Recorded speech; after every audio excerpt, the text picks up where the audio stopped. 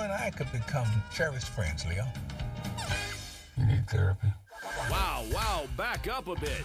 Weren't these old-timers supposed to hate each other in this new comedy? Let's rewind and start at the beginning, when Tommy Lee Jones wasn't even in the picture, and everything centered around Morgan Freeman. I'm Duke Diver, resident manager of this resort community. Music!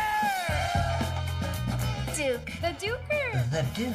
He's a resident champion of everything around here. I'm a guy who's, I really like my job. I'm a resident manager of this, retirement resort. And I spend a lot of time and money making the residents happy.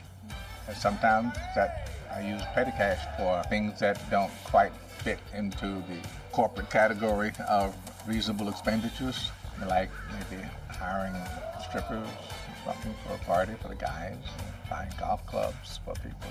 But they're questioning it, so they send this lady down to check on these expenditures and possibly to fire the person who's making them.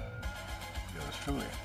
About the same time she shows up, this sort of adventurer, he shows up, and I decide that I'm gonna have to seduce this woman who's coming to fire me. And he falls in love with her. So we have this conflict over who gets to court her.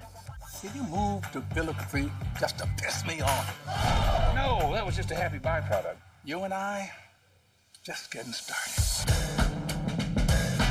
I never played golf in my life, but I was, so to get ready for this movie, I started taking lessons and bought some clubs, and it's a sport that never had any appeal to me, but I'm beginning to learn some things about it, and that's been very enjoyable.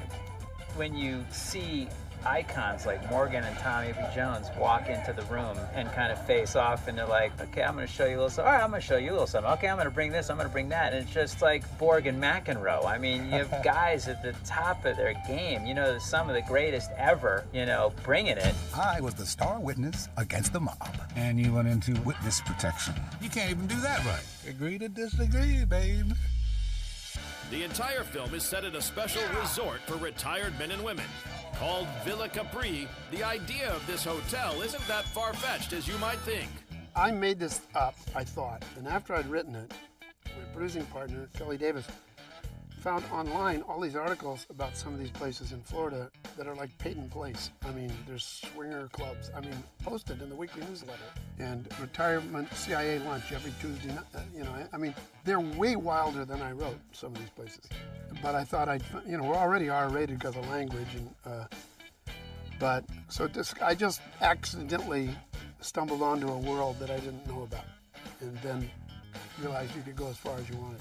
I think Ron wanted to stress that because people are in a resort home and they live there and they've kind of given up their regular home, that it doesn't mean they've given up on regular things in life. It kind of gives them more freedom because they're kind of don't have big responsibilities. So I think he wanted it to have a very carefree, sort of happy feel.